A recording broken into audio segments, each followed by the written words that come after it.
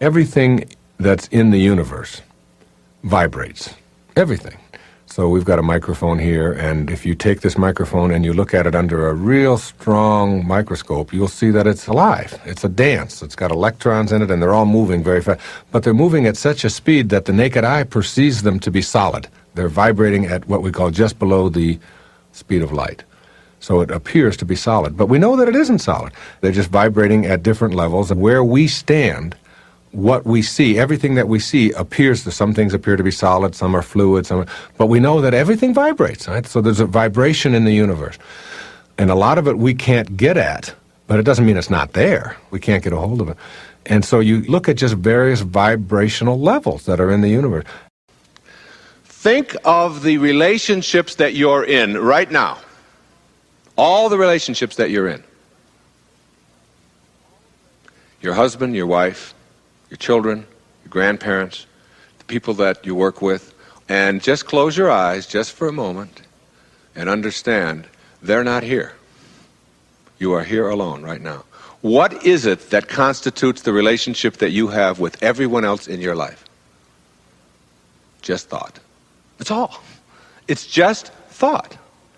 What is it that constitutes everything that has happened to you up until this moment right now? Thought. Wispy thoughts. You can't get a hold of them, you can't grab them, you can't smell them, you can't experience them. You think about your wife, or you think about your child, or your husband, and you understand that when you see another human being, what you are seeing is thought. You are experiencing everyone that you experience through your mind. Not through your body, not through your mind. They're not here, and yet they are, aren't they? They're not here, and yet you're in a relationship with them, aren't you? Of course you are, but they're not here. You don't have them. You don't have any form. Everything you experience in life is thought. It's thought. And the beauty of that, and the glory of this, is that thought is yours to do anything you want with. And when you use your thought, which is your whole experience of everything on this planet, when you use your thought to violate the principles that hold the whole system together, which is love, which is harmony, which is cooperation, harmony with the component parts of who you are in cooperation with the parts next to you and the ones next to you and so on. That when you use your thought in this way, you can transcend your form and you can transcend anything else that gets in the way of your life being exactly what it ought to be. That is, its perfection, its fellowship with the perfection of the universe, by simply thinking as you are, in the perfection that you are. And that's all it takes. There's no more magic to it than that. You change your thought, which is your experience of everything, the way that you think. When the pureness of my thought, that is, when I stopped judging myself as a writer and worrying about how the words came out, and stopped being concerned about whether I sold books, and stopped being concerned about what other people were thinking of it, and just became the I am that I am, and allowed my thinking to be only love, I sat down to write Icus, and it was magic, real magic. A transcendent human being can be any miracle. And every one of you have that capacity within you to be any miracle that you want, as soon as you unclog yourself of the way that you use your thought. How can I apply the awareness of these thoughts and how I use my mind to make my life all that I want it to be? To bring into my life the things that are important to me, to improve the quality of my relationships, to have the success and so on that I think that I'm entitled to. And it's really getting to the point where you know that every thought that you have has a potential for coming into your life, for coming into form. you start to get real cautious about having anything in your mind that isn't going to work for you. And you begin to question why you would keep any of those thoughts. This idea of not dying with your music still in you is really about an awareness that there is some kind of purpose. And that purpose to everything and to your life is not necessarily based upon something that we can figure out with our brain. Like, my purpose is to become an accountant, or my purpose is to find the perfect place to live or the perfect mate. I don't think it's done that way. It's never, to me, an intellectual thing. It's always something that's of the heart. When I ask people to point to themselves, they never point to their brain. They always point to their heart. And Gibran, the Lebanese poet, said that when you're born, your work is placed in your heart. There's something that you feel, and it's very hard to put it into words.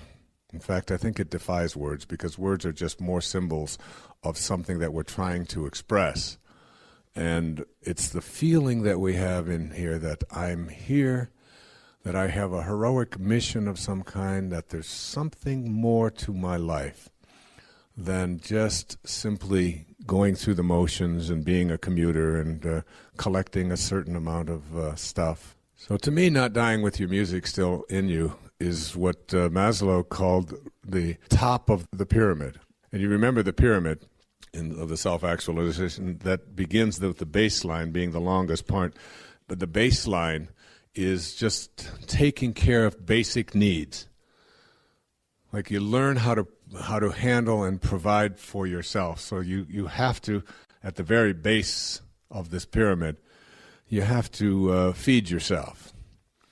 And you have to have your needs for water, and your needs for food, and your needs for shelter as you move up this. And then your needs for sort of like companionship and ultimately a need to feel a sense of belonging, a need to feel loved as you begin to move up this pyramid until you get to the very top. And at the very top of this pyramid, there's just a tiny little space up there.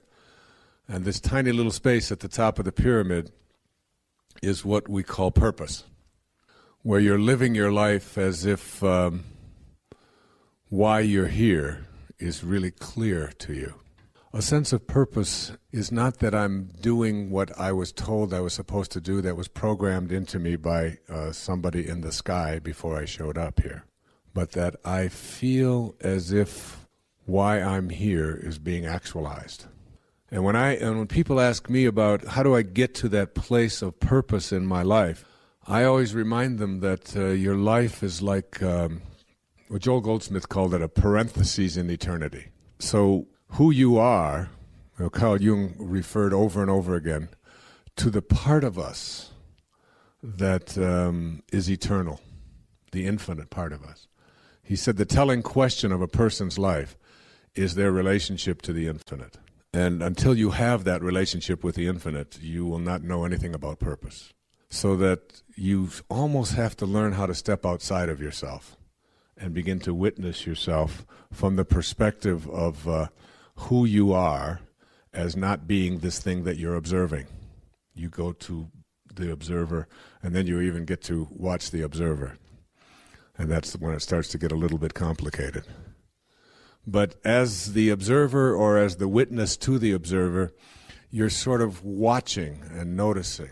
But the sense of purpose comes from being that witness rather than what you are witnessing. And when you get to that place in your life, you begin to realize that who you are in this physical world, this name that you've been given and this body that you are occupying, is nothing more than a parenthesis in something called eternity.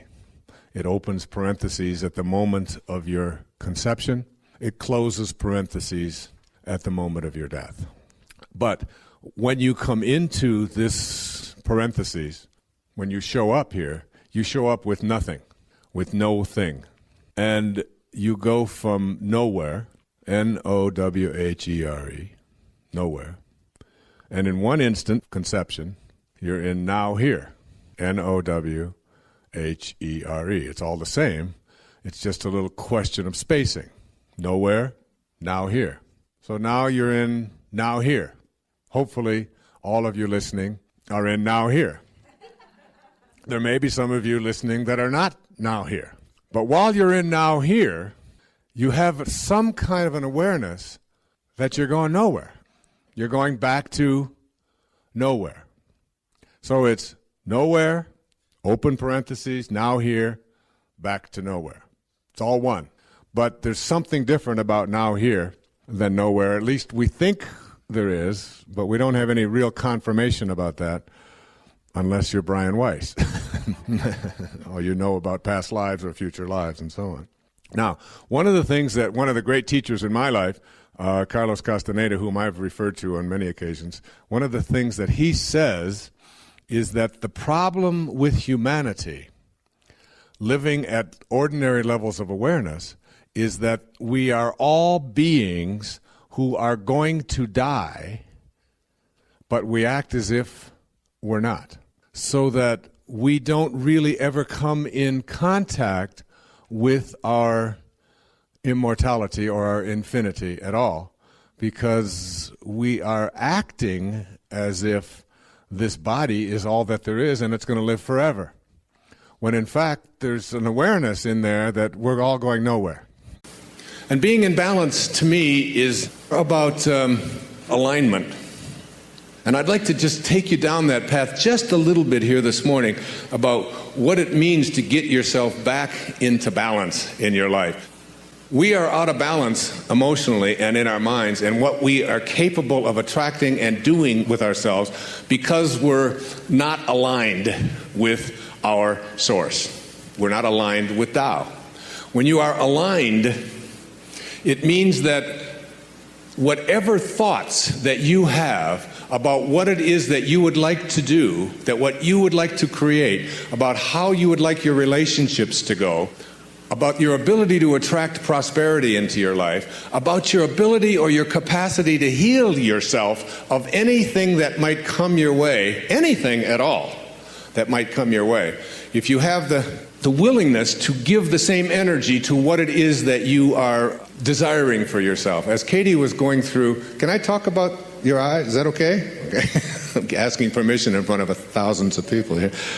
But Katie was literally going blind and had to go through corneal implants from cadavers twice. And as she was getting ready and prepared to do the last one, we were talking, and I would ask her about it. And what always impressed me so much was she would give the kind of energy to what she wanted rather than having it be totally, completely out of balance. And that's what this is all about. So that as she was going in to have a cornea transplanted from a dead person into her eye so that she could see, talk about seeing through another person's eyes, always she would say to me, no, it's going to work out fine. It's going to be great. It is my intention that... And there was never this out of balance kind of thinking which says, this is what I want. This is what I want to attract. This is what I want to create for myself, whatever it might be. In this book, I deal with it in every single area of our lives. I think it's true in addictions and overcoming addictions. It's true if you have obesity problems or weight problems, issues like that. I think it's true in overcoming relationship struggles or difficulties. The opening chapter says, an infinity of forests lies dormant within the dreams of one acorn. Listen to that. An infinity of forests lies dormant within the dreams of one acorn. One little seed has a dream, and that dream is so powerful that it can manifest and create just from that dream inside of that, and it literally can do that. The potential that is in the dreams of this tiny little acorn can bring and attract to the world an endless number of trees. I used to say, anyone can count the number of seeds in an apple, but no one can count the number of apples in one seed. When you have dreams or desires or things that you would like to create or attract for yourself into your life, and they're way up here, they're big. But the Tao says that sages never attempt big things. They don't have to do big things. It says in there's a line that says you can get anywhere from here. As long as you're here in your mind, as long as you stay here with what is true. 19 years ago, I drank every day. I never was drunk. It wasn't like I was out there, out of control or anything. I drank every day.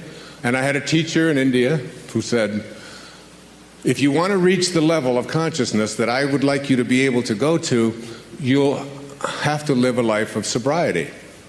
And I said, I have no trouble with sobriety. I just like to have a few beers every day, if you don't mind, after I run.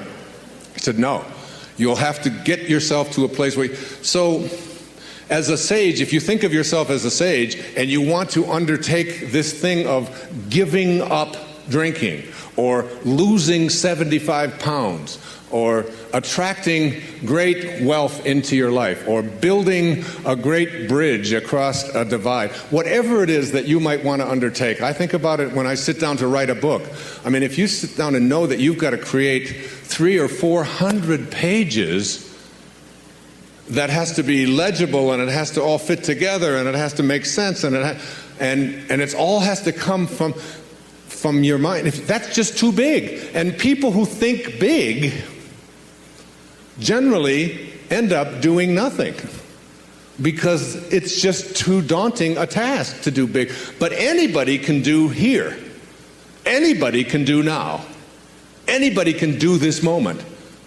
And so what do? It's what I said to my daughter this morning. I say it to her every morning when I pick up the phone, wherever I am. Today is a sober day. Just today. Don't undertake giving up anything big like that. Don't undertake the idea of I've been overweight my whole life, or I've been addicted to something my whole life, and I just want to change that. Let go of that. The great sages don't do difficult things because they never see difficult things. There's nothing difficult out there when all you have to do today is stop smoking. Today. And people say, but it's really difficult. It's really difficult to quit smoking. I said, where do you come up with that? Where do you come up? Is that true? You'll hear Katie this afternoon ask you that question. Is this true? Can you prove that it's true? You'll see. I just want you to, if you haven't seen her do it. She's the master. She's the best in the world at it. Is it true that it's difficult to quit smoking? Hell no, it's not true. What's difficult is smoking. That's what's difficult. That's true. There's a wonderful woman that I have come to respect a great deal and know. Her name is Carolyn Meese. And she has a tape that I heard a few years ago called Why People Don't Heal, I believe it is. I was so taken by the profound wisdom of what and how she presented it that I called and left a message with her that if she would like my endorsement, if she's interested in that, I'd be happy to give it. And she did. And what she said is that the reason that people don't heal in their life is because they are bonded to the wounds of their past. They not only have understood them and practiced them and perhaps even embraced them and understood them, but they have now bonded to them. And they use these wounds as a rationale for why their life isn't working the way they would like it to work today. And they continually haul out all of these terrible things that happened. And within 5 minutes of meeting them, you'll know that they're an alcoholic, or that they were sexually abused, or that their father walked out on them, or that they lived in an orphanage, or that they were very poor, or that they suffer from depression, or whatever it might be. And the constant using of these wounds of the past as almost like a calling card is what keeps them back there. I'm not saying that you have to give up everything and everyone that ever happened to you, and you have to forget about it and not have traditions. I'm suggesting that you take this very, very seriously, that the reason why your life is going the way it is going is because of the choices that you are making today, right now, in your life.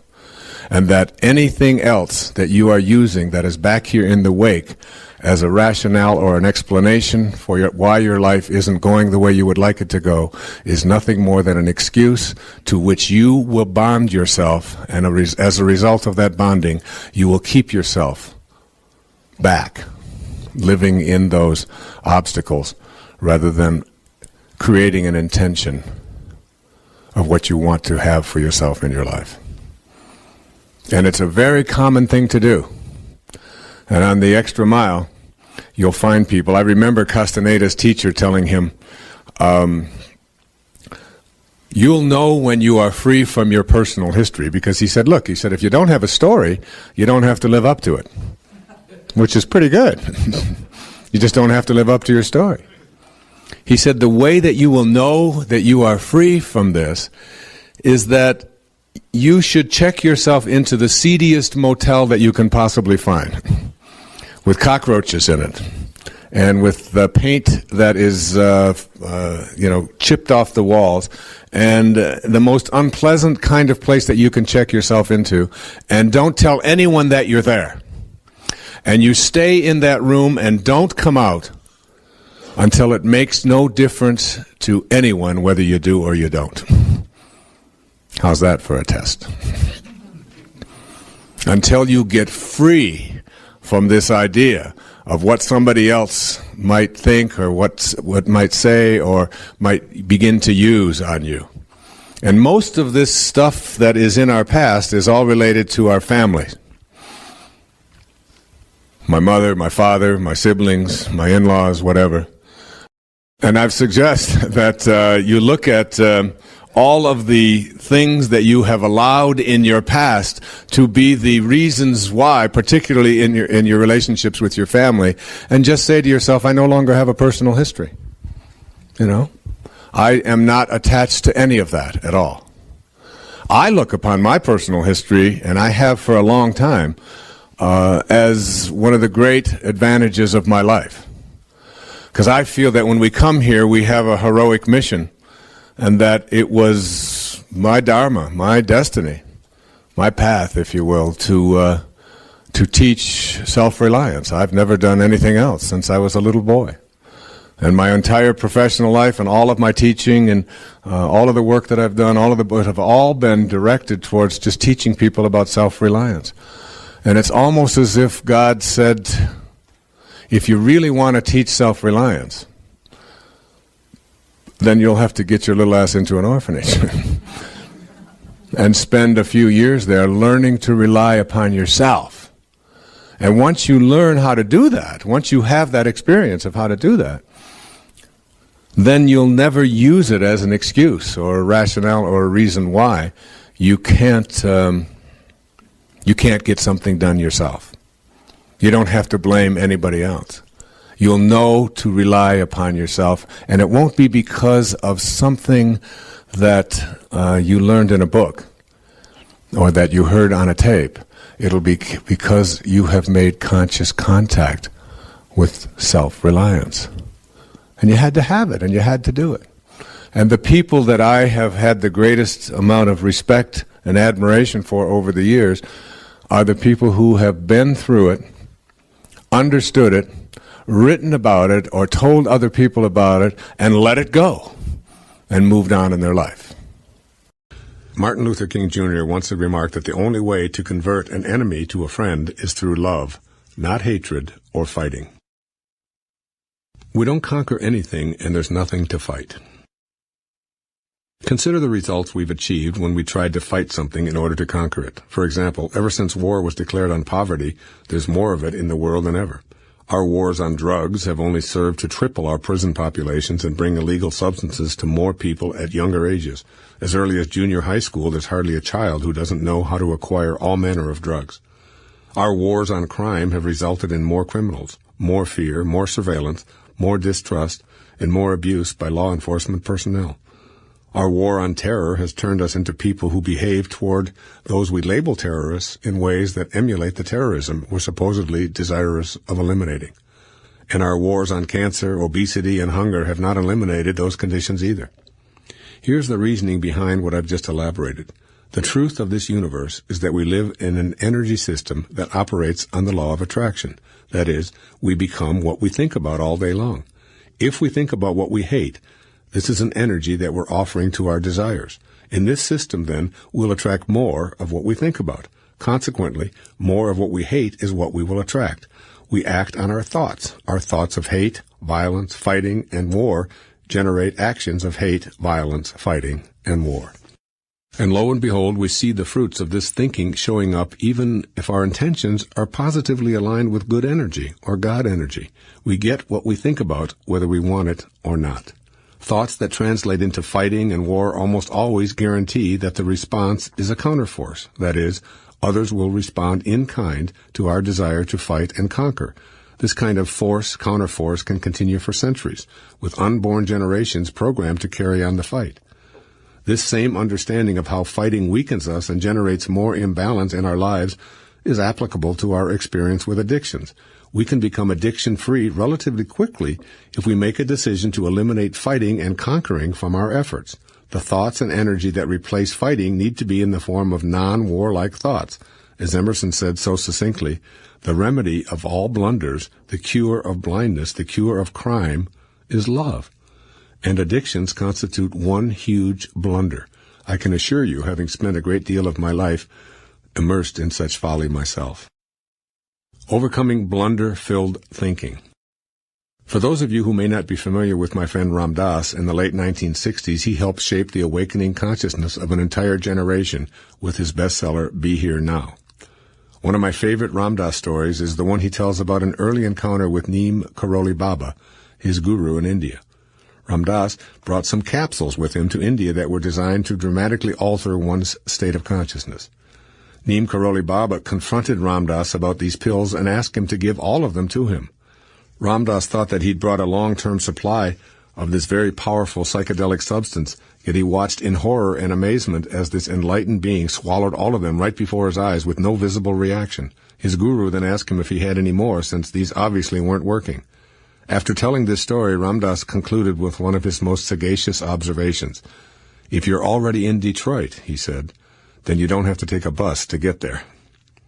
Addictions of every description are vehicles that people board in order to get someplace higher, more pleasurable, more peaceful, more tuned in and turned on, and so on.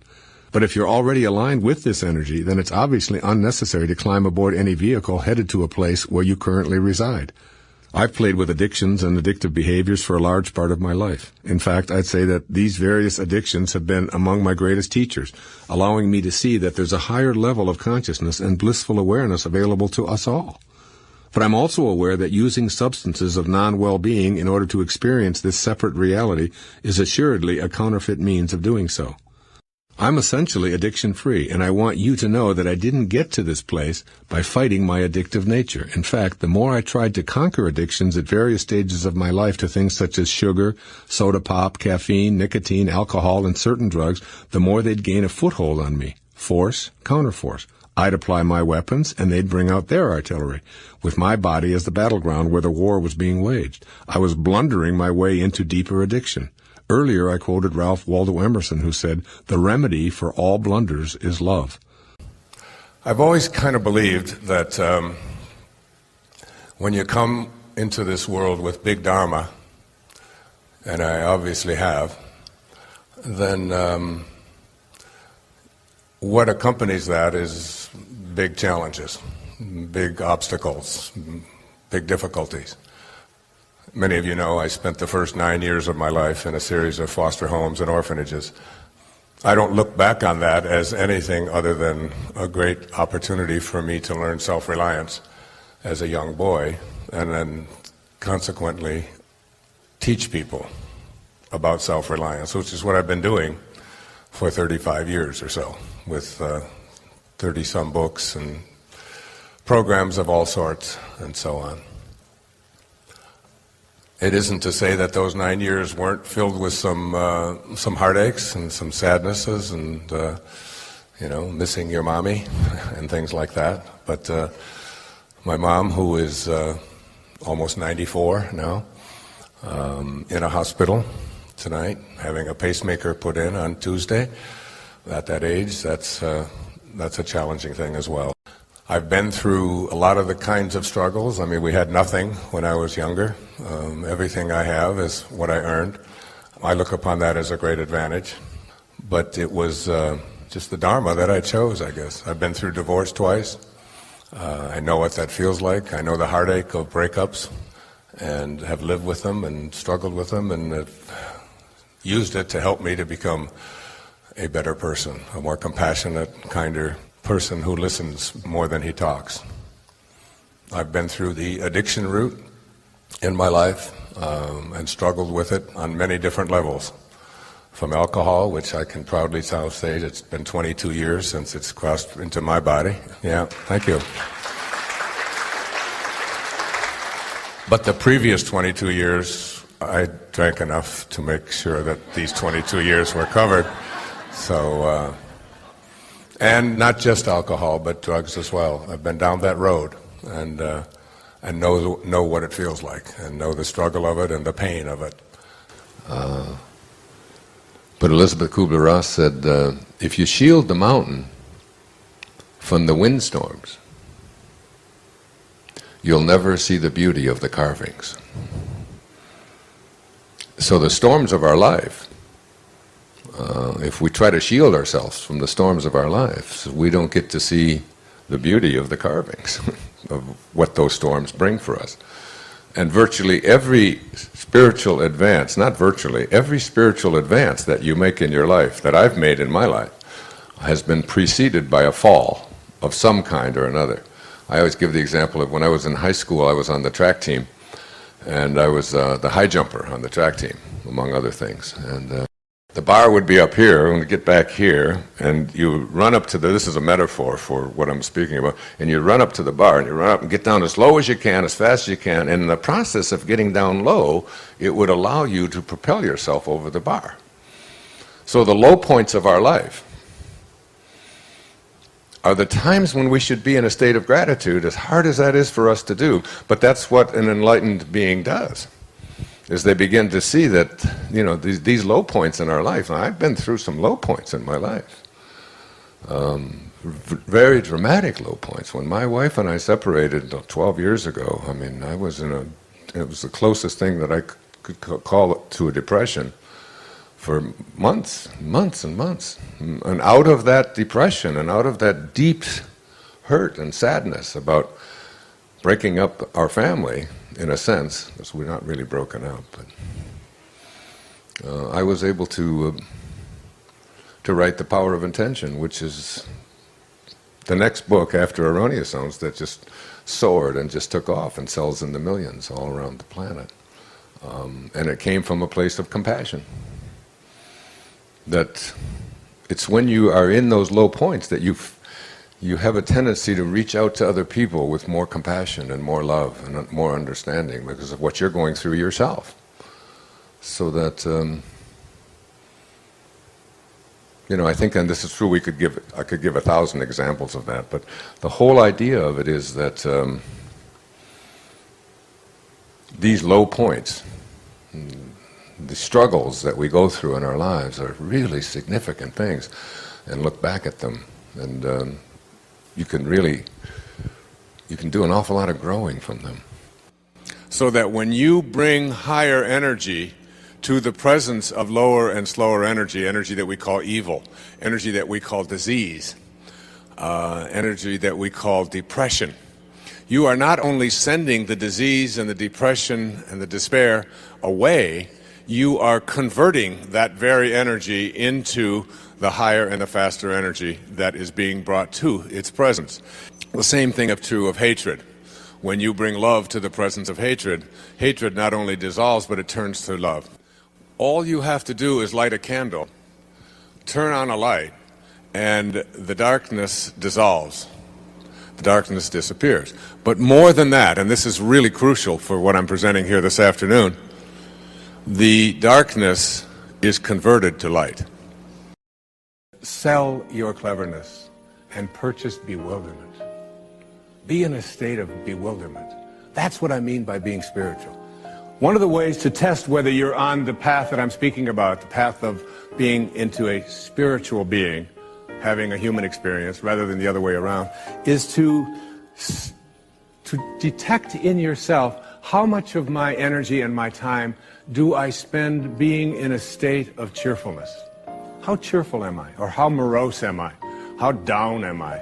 How, when I'm coming home to my family and to those that I love, how am I anticipating what it's going to be like when I go into the house? Am I down more? Am I unhappy more? Am I looking at the pessimistic side of life? Am I always feeling that something might be wrong? Am I putting my attention on what I don't want? Because if your thoughts are on what you don't want, and what you think about is what expands, what you don't want is what you'll continue to see showing up in your life. You'll keep purchasing it. Another element of what we call spiritual in these three words in this program is the sense or the extent to which you feel connected to other people. You see, the ego is the part of us that believes that we're separate from each other. I'm separate from you, you're separate from me. You have a different body than I do. I'm separate from what I would like to attract into my life, and I am separate from God. When you move into a spiritual approach to life, you begin to see yourself as connected to everyone and everything. And competition is replaced by something called cooperation. And when you see another human being in pain or struggling, you know that a part of you is in pain and struggling. And you begin to reach out rather than looking within and saying, how does this affect just me? It's almost as if you have to make a shift. And there's a wonderful story, and I'd like to share this story with you. It's a story, this is a story that took place at the Special Olympics in Seattle. And it's a true story. And when I read it, it really grabbed me. And I thought, when I do this program, I would like to share this with the rest of the world.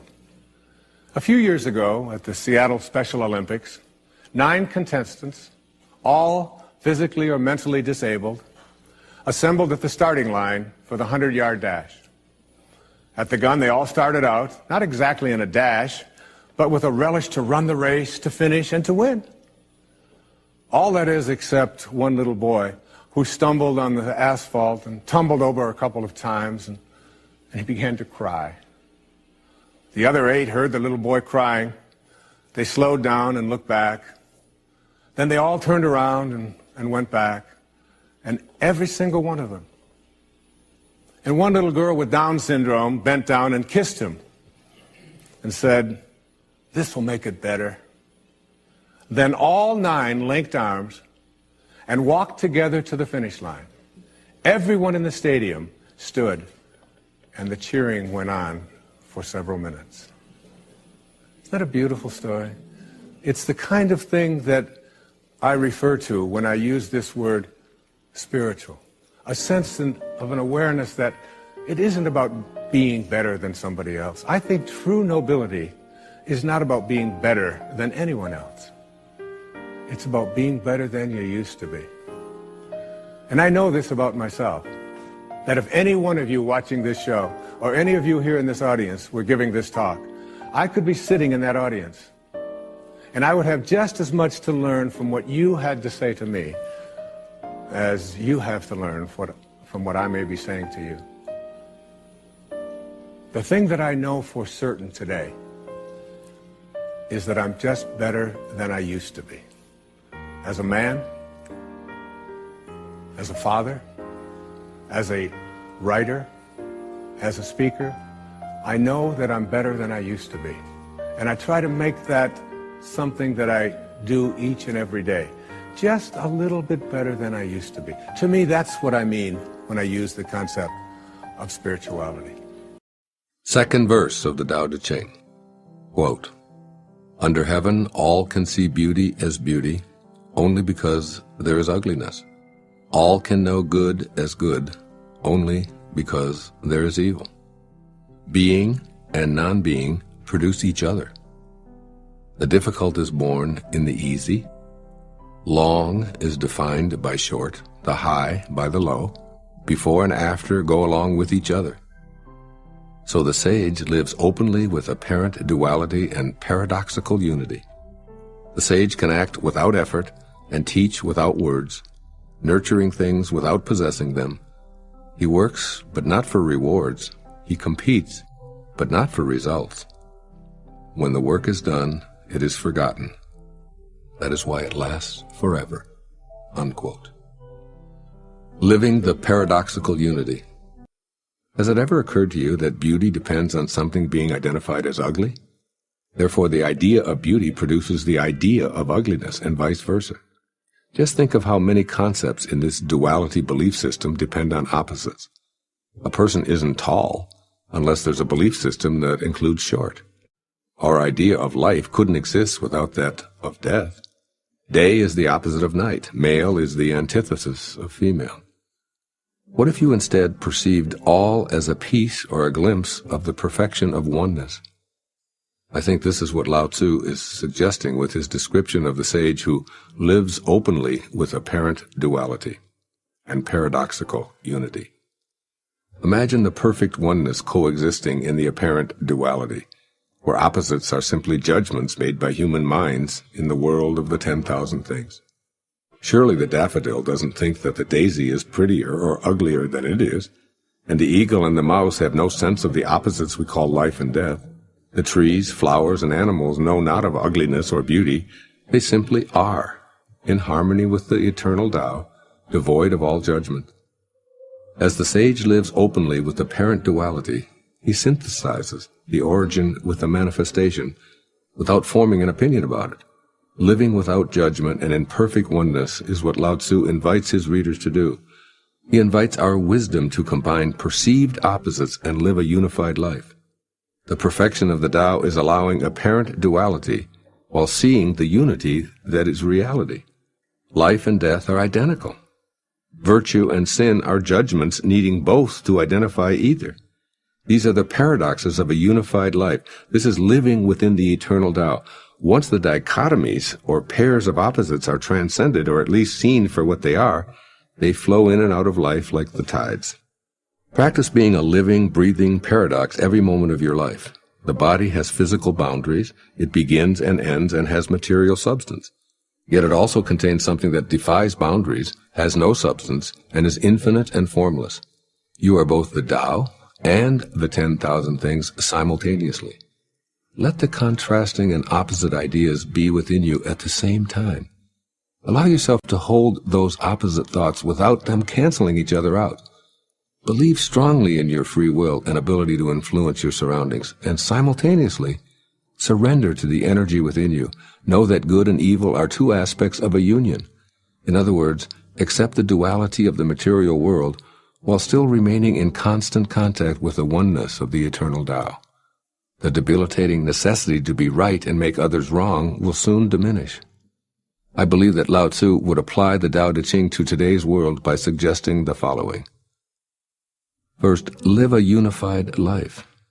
Enter the world of oneness with an awareness of the propensity to compartmentalize everything as good or bad, right or wrong, beautiful or ugly, are standards of the physical world, not the Tao. Contemplate the insight that duality is a mind game. In other words, people look the way they look, period. Criticism is not always necessary or helpful. See the unfolding of the Tao inside everyone, including yourself, and be at peace with what you observe. Be a good animal and move freely, unencumbered with thoughts about where you should be and how you should be acting. For instance, imagine yourself as an otter, just living your otterness. You're not good or bad, beautiful or ugly, a hard worker or a slacker. You're simply an otter, moving through the water or on the land freely, peacefully, playing and without judgment. When it's time to leave your body, you do so, reclaiming your place in the pure mystery of oneness. This is what Lao Tzu means when he says, when the work is done, it is forgotten. That is why it lasts forever. In other words, you don't have to leave your body to experience forever. It's possible to know your eternal self even in the embodied condition. When duality and judgment crop up, allow them to be a part of the perfect unity. When other people create dichotomies, you can always know oneness by practicing the Tao. Also, accomplish much by trying less. Effort is one piece of the whole. Another piece is non-effort. Fuse these dichotomies, and the result is effortless action without attachment to outcome. This is precisely how you dance with someone. You make an attempt, assume a position, listen to the music, and let go all at the same time, allowing yourself to easily move with your partner. Combine the so-called opposites into the oneness of being without judgment or fear. Labeling action as a fine effort implies a belief that trying hard is better than not trying. But trying itself only exists because of beliefs about not trying. Attempting to pick up a piece of trash is really just not picking up the trash. Once you've picked it up, then trying and not trying are irrelevant. Understand that you can act without the implied judgment of words such as effort and trying. You can compete without being forced to focus on outcome. Eliminating opposites paradoxically unifies them so that it is unnecessary to identify with one position. I imagine that in today's language, Lao Tzu would sum up this second verse of the Tao Te Ching in these two simple words: just be. I did an interview yesterday on this cable vision channel, and this young man, he said to me, he's a young kid right out of school, he said to me, I'm going to ask you some really tough questions. I'm going to make you sweat. So I was just sitting there, he said, he started asking me things like, why should I buy your book? You know, and I said, I don't really care if you do. I just wrote it, and if it's out there, and if you want to get it, fine, and if you don't, that's fine with me too. And he said, well, how is your book different from anybody else's book, and what makes it better? And what do you say to all of the people out there who say that you're just peddling, positiveness and trying to make other people feel good and you're making money off of that? I said, they may be right. I said, he said, that's what you tell them? I said, yeah. And then when we were off camera and we were walking out, he was a very nice young man. He said, boy, you just skirted right away from all of those tough questions. And I said, no, there's no such thing as a tough question when you are what Maslow called independent of the good opinion of other people. When you are beyond the need to be approved of, when you are beyond the need to have somebody else think that you're terrific, when you have slain your ego just a little bit. And believe me, I work on this hard, all right? And I'm just scratching the surface on it, all right? But as I get better and better at it, I find, in the Course in Miracle it says, if you knew, and underline knew as know, all right? If you knew who walks beside you at all times, you would never experience fear again. If you really knew that all the things that Deepak and I had talked about this afternoon, that this universal intelligence is there, that the universe will handle the details, that it's all perfect, that it's in order, if you really knew that, and weren't consumed with anything else related to your ego, you would be so free. It's like somebody would come up to you and call you a jerk, and you'd say, you got a good point there. And someone else would think that they didn't like the way you said that. You say, that's fine. And you're looking at two people, and many of your questions ask that. You're looking at two people who get a lot of criticism from our professional organizations, from people out there, from colleagues, from people who are disaffected with that, from fundamentalists, from it's all over the place. And it's like when you talked about those three things about purpose. When you know you're on purpose, it's like that old Chinese proverb, that the taller the tree, the harder the wind blows. The more you get up, the more wind you're going to see coming your way, and you just sort of let it go. It gets very peaceful. There are certain features that distinguish these people that I'd like to define for our audience. Sure, do it. The first one is that their internal reference point is not their ego, it's not their image, but it's their immortal spirit, which is without beginning and without end. The second is their internal dialogue is not, as Wayne was saying, what's in it for me? Their internal dialogue is, how can I help? The third is, that's a great mantra, by the way. How may I serve? How may I serve? How can I help? Because if that's dharma, if I can help, then everything that I do out there, give out there, it comes to me, back to me. Yeah. The third characteristic is that there is wisdom and security in insecurity. That one should factor in that life is, by definition, uncertain. And it's a miracle that sometimes in that field of uncertainty we introduce an intention it magically appears. But if we relinquish our attachment to all the time want things to be in a certain way instead of how they actually are, then that's struggle.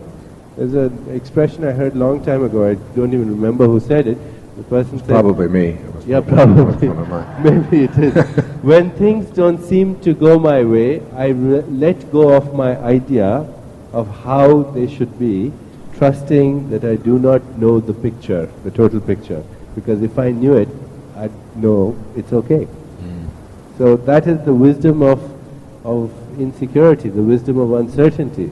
And then, of course, the behavior of people who experience timelessness, it's spontaneous, never in anticipation of a response, never for approval, never the need to control. External goals go away, internal goals become much more important. Material goals are important, but they should not dominate our internal goals, which are the need to love, the need to be loved, the need to acquire wisdom, the need to discover our spiritual identity. And then finally, as I said, it is that there is loss of fear of change. Because all fear that exists is the fear of mortality in disguise, is the fear of change.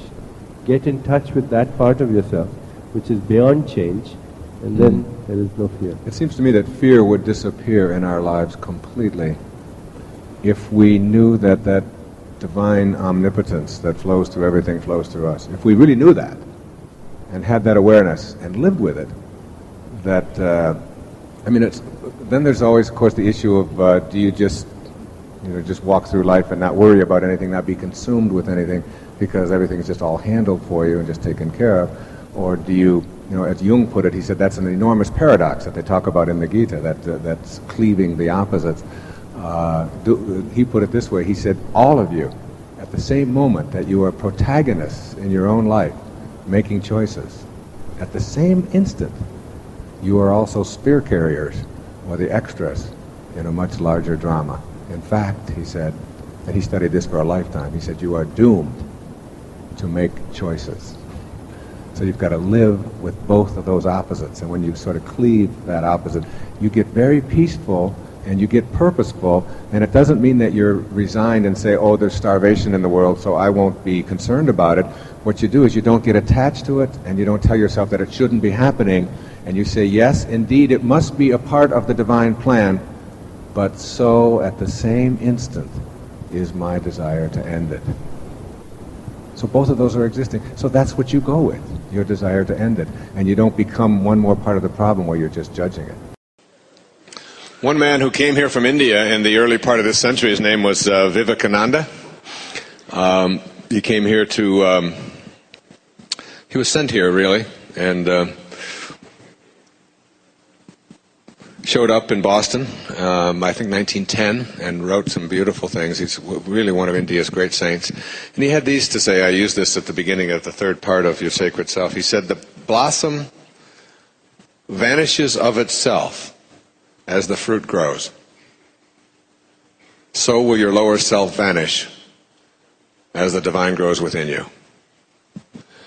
Just like a blossom vanishes as the fruit emerges, so will the lower self vanish as the divine grows within you. And the divine is not some religious message, some orthodox thing that you have to memorize.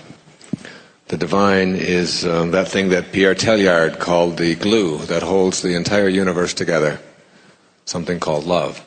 And that's what it's really all about.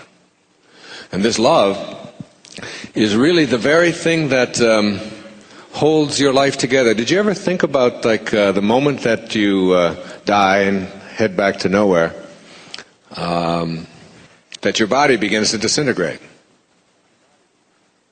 This thing turns into dust, and the instant that life leaves it, it starts to...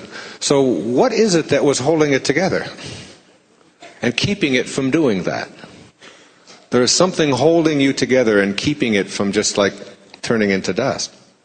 And that thing that holds it together and allows you to be whole is this force that is invisible and in another dimension.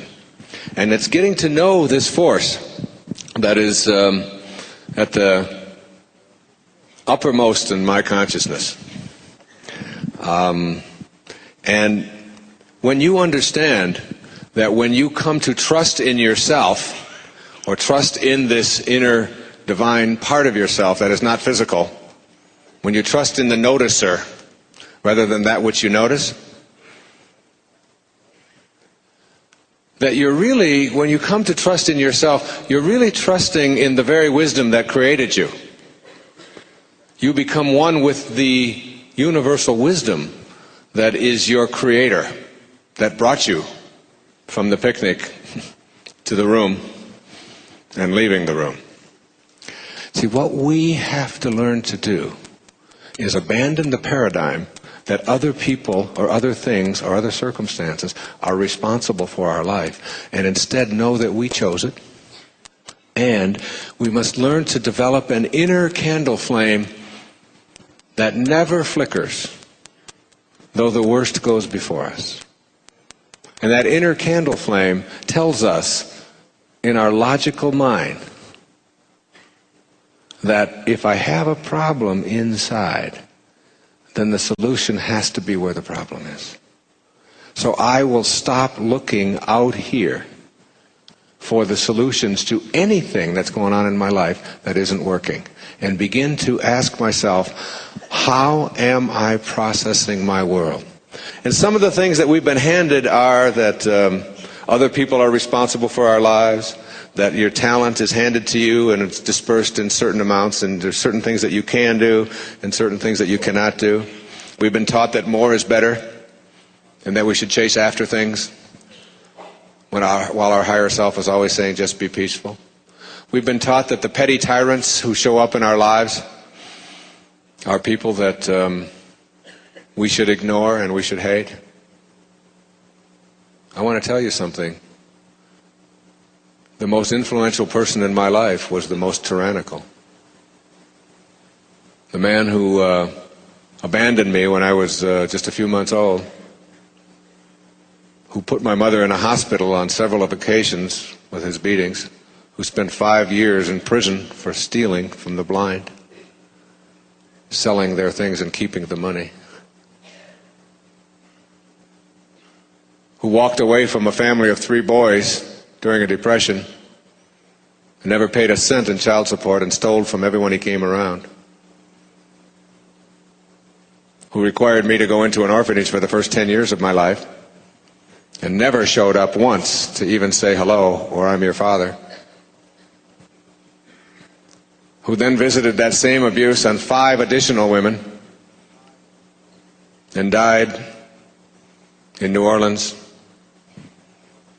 in 1964 of cirrhosis of the liver as a pauper, and had his body shipped to Biloxi, Mississippi, was my father.